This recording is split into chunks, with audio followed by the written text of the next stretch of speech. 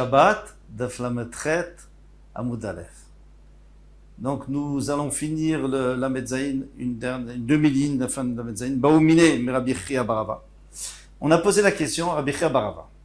Shachar Kedera al Gabe Kira. Il a oublié une casserole avec un plat sur un fourneau au Bishla et Shabbat, et ça a cuit pendant Shabbat. Et alors, on n'a pas le droit de laisser. Alors ça dépend. Si c'est d'après la halacha, non. Bien sûr qu'on a le droit. Hanania lui permet de laisser, même sur une kirak, même sur un fourneau qui n'est pas garou vekato. Alors, ou il faut dire que c'était pas cuit, du tout, comme Tosfot dit, ou alors il faut dire comme Rashi, que ici la question est d'après ceux qui interdisent de laisser sur un feu qui n'est pas garou vekato.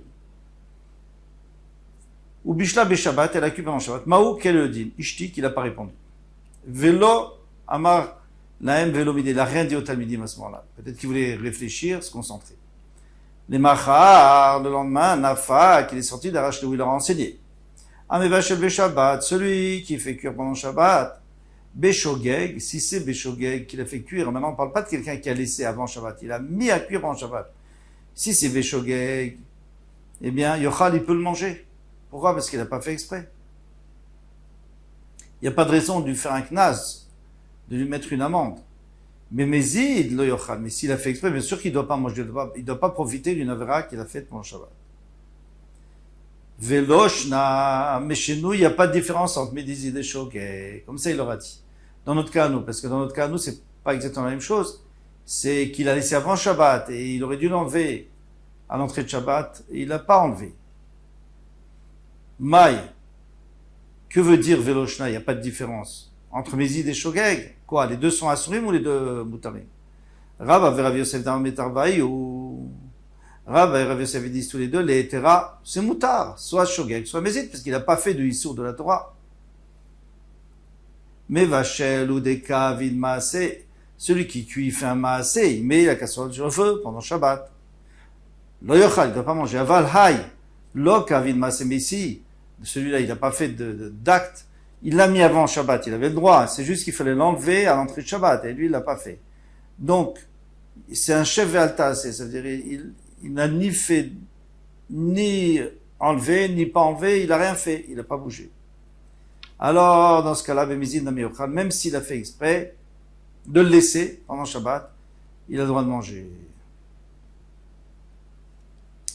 Rav Nachman, c'est logique. C'est logique. Il n'a pas fait d'acte, il n'a rien fait. Alors, soit qu'il l'a laissé oublier Beshogeg, soit qu'il l'a pas oublié, il l'a laissé exprès. À partir du moment où il l'a mis, il n'avait pas l'intention. Il avait l'intention d'enlever. Alors, Rav Nachman Yitzhak Amar, les Issoura. Rav Nachman Yitzhak, il dit au contraire. Tout est assour chez nous, c'est encore pire. Pourquoi? Mais vachelou de loatel yaru, mais Beshogeg yochal. Alors, celui qui met vachel pendant Shabbat, il n'a pas fait exprès. Maintenant, qu'est-ce qu'on a peur? Qui va faire exprès, qui va dire j'ai pas fait exprès, jamais de la vie. Quelqu'un qui fait exprès, il sait qu'il est chayav mita.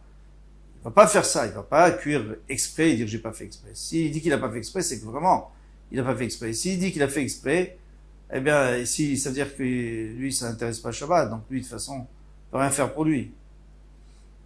Alors, mais vachulu de loatelearu, mais beshogeg yochal. Si c'est beshogeg, il peut manger. Aval, bébézi, non, bien sûr que non, parce qu'on ne peut pas profiter d'un travail de Shabbat. Aval, mais dans le cas où il est sur le feu, il va dire qu'est-ce qu'il y a? Moi, je fais rien. Je laisse. De toute façon, c'est que midirabanan, entre guillemets. Alors, beshogeg, nami lo yochal. Donc, c'est pour ça que même beshogeg, il ne doit pas manger. Donc, d'après Rav Nachman Yitzhak, jamais c'est moutar, ni beshogeg, ni bébézi. Donc, c'est pire que s'il a cuit pendant Shabbat. Mais tivé. On va apporter une braïta qui contredit ce qu'on a vu. Shachar kedera al gabe kira. Il a oublié un plat sur un fourneau au bishla Shabbat et pendant Shabbat ça a cuit. Veshogeg yochal. Si c'est veshogeg, il peut manger. Bemezid lo yochal. Et si c'est bemezid, il peut pas manger. Donc ça va, on va avoir du mal à s'arranger avec ça parce que on avait dit ou alors tout est assour ou tout est moutar. Alors on voit que moitié-moitié. Mais Bézid Assour, Beshogeg Moutar. On va développer. Ici, on parle de l'eau qui n'a pas été cuite comme il faut. Ou alors un plat qui n'est pas entièrement cuit. Mais si l'eau a été chauffée entièrement, ou alors un plat qui a été cuit entièrement, soit Beshogeg, soit Bemezid, il peut manger. Livré Rabbi Meir, ce sont les paroles de Rabbi Meir. Déjà, on a un petit problème ici. Rabbi Yehuda, c'est encore pire, Rabbi Omer, Chamin Shouch Mukol Tzorkan, si c'est de l'eau qui a été chauffée entièrement, Moutarim, c'est Moutam, Mitztamek Veralo. Parce que de toutes les façons, quand tu le laisses, ça s'évapore, donc tu vas perdre, tu auras moins d'eau. Donc c'est sûr que tu ne vas pas attiser pendant le Shabbat. Mais Tafshil, Shibishel Kol Tzorko, Assour. Un tafshil, c'est-à-dire un plat qui a été cuit entièrement, c'est quand même assour. Pourquoi? Parce que quand il va réduire, il va devenir meilleur. Et tout ce qui devient meilleur en mijotant, par exemple, krouv, le chou, le poulin et des fèves. Bassar tarouf, un genre de bourguignon. Assour, c'est assour. Pourquoi c'est assour? Parce qu'il risque d'attiser, pour que ça devienne meilleur. Et tout ce qui est mauvais, quand ça continue à mijoter, moutard, c'est moutard. On avait dit ce qui est mauvais, c'est par exemple des choses dans lesquelles il y a la farine, qu'il n'y a pas de viande, il y a de la farine. Eh bien, ça s'abîme avec la cuisson trop longue. En tous les cas, katanemia, donc on a fini la Braïta, maintenant on nous dit, katanemia, il a été enseigné cependant, tafshil shilubishel kod sorko, qu'un tafshil qui n'a pas été cuit entièrement, donc Bémézid on avait dit Assour, Béméshogeg Mouta, Bishlama le Rav Nachman bar Yitzhak, on peut s'arranger pour Rav Nachman bar Yitzhak, Lokashia, parce qu'en vérité Rav Nachman bar Yitzhak il a dit même Béshogeg c'est Assour, Lokashia, Kad Kodem Gzera, avant la Gzera c'était Moutar Béshogeg, Kan Necha Gzera, et après c'était Assour, c'est pour ça que maintenant, lui il pense que c'est toujours Assour, soit Shogeg, soit Mézid. Et la Braïta, elle parlait avant. Et là, les rabbins, Rabbi Yosef, d'Amré les terrains, mais Rabbi Yosef qui ont dit que c'est toujours moutar. Ikodem Gzera, si tu me dis que c'est avant la Gzera, Kashia, Mézid. Donc je comprends pas pourquoi Mézid c'est moutar, parce que Mézid c'était toujours assour. Il a Chak Gzera, mais on dis-moi que c'est après la Gzera, Kashia Nemi Shogeg. Donc même Shogeg ça devient assour maintenant. Avant c'était permis, maintenant c'est assour. Donc Kashia, ça reste en question. Si ça reste en question, c'est que pour l'instant on n'a pas de réponse. Mais ça ne veut pas dire que ça remet en question toute cet avis, parce que on n'a pas dit tioufta. Si on avait dit tioufta, comme ça nous dit Rabbeinu Haranel, si on avait dit tioufta, c'est-à-dire c'est une question qui reste, et on ne peut plus prendre en compte cet avis. Mais Kasha, c'est pour l'instant on n'a pas de réponse. On en trouvera certainement une. Maïk Zeratam, on demande la Gemara, mais quelle est cette Zera qu'on a fait sur Shogeg? Pourquoi on a fait sur Shogeg une Zera? Il n'a pas fait exprès. On ne va pas le punir, il n'a pas fait exprès. Alors pourquoi est-ce que d'un seul coup on lui interdit? D'Amarav Yoda, Barshmoel, parce que Rav Yoda Barshmoel, Amarav Biava, Amarav Kana, Amarav, Betrila, Yomrim, Avachel, Beshabbat. Au début on disait que celui qui cuit Shabbat, Beshogeg, Yochal. Si c'est Beshogeg, il peut manger. Bemezid, lo Yochal. Bemezid, il ne mangera pas. Veuadin, les Shocheach. Et ainsi, pour quelqu'un qui a oublié sur le feu, il avait l'intention de l'enlever, et il l'avait mis donc sur le feu, qui n'était pas garouvé katoum, disons, ou alors que n'était pas cuit, et il a oublié là-bas. Donc ça s'appelle Shogeg. Mishrabu Machine Bemezid. Mais après, quand ils se sont multipliés les gens qui mettaient sur la plaque avant Shabbat, quand ils savaient que c'était Assour, ils le mettaient Bemezid. Ve'omrim shechechim anu. Et ils disaient, on a oublié. On est désolé, on a oublié. Et après, vous les mangez. Chazrou ve'kensu à la shocheach. Ils sont revenus les chachamim, mais ils ont mis une amende, mais sur celui qui oublie toujours.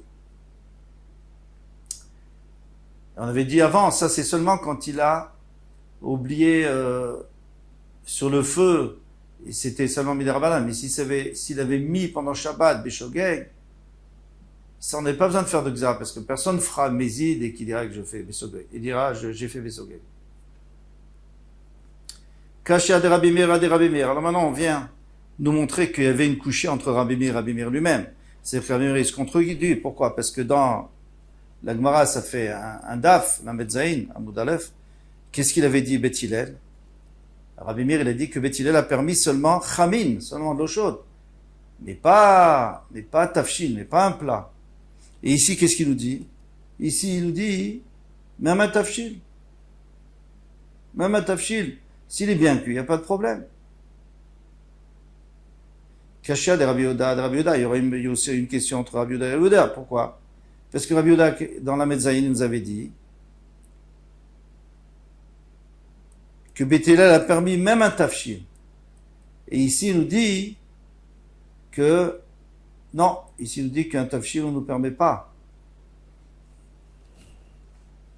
Alors, qu'est-ce que vous allez me dire? Vous allez me dire que le tafshil, là-bas, quand on permet, c'est parce que il s'abîme, le tafshil. Non, un tafshil en général, il s'abîme pas, il faut le préciser. Normalement, un tafshil, en se réduisant, il devient meilleur. Donc, il y a une cachette de Rabbi Yehuda. Là, Agmar répond, il dit, Rabbi Meir, lo kashia, je peux te répondre facilement de Rabbi Meir, Alechatchila, b'diavad. Lechatchila, c'est sûr que tu n'as pas le droit de laisser sur le feu. Pourquoi? Parce qu'on a peur que tu attises. Mais b'diavad, si tu as laissé sur le feu un tafshil, qu'est-ce que ça peut faire? Il était déjà cuit. Qu'est-ce qui peut y arriver? Qu'il reste chaud. Ah, d'accord. On n'a pas tellement gagné. Quand est-ce qu'il a interdit et quand est-ce qu'il a permis ces groufa avec Touma? Quand il n'y avait plus de braise. Aval Veshena groufa avec Touma. Mais si au contraire il restait les braises, eh bien, dans ce cas-là, on a interdit. Iba il est où? Alors ils ont posé une autre question. Avar Vesha, il a pas enlevé. Shabbat est arrivé, il n'a pas enlevé du feu. Mike et le din. Alors tout de suite, tout le monde demande, on a déjà, c'était la question, en haut, Shachar Kedera, c'est exactement la question qu'on a demandé au début du Hamoud. Maintenant, tu redemandes qu'est-ce qui se passe s'il a oublié. On a donné toutes sortes de réponses déjà. Ça dépend dans quel cas. On a plusieurs réponses, le Maharsha, il nous dit comme ça, il nous dit qu'il y a une petite différence entre en haut et ici. En haut, il a fait, attendez, je regarde,